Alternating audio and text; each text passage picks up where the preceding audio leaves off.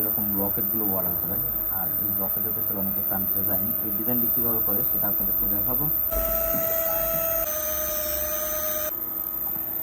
Guys, আজকের ভিডিওতে আমি আপনাদেরকে দেখাবো, আপনারা অনেকে এরকম লকেটগুলো অর্ডার করেন, আর এই লকেটের ভেতরে অনেকে চান ডিজাইন, এই ডিজাইনটি কীভাবে করে সেটা আপনাদেরকে দেখাবো।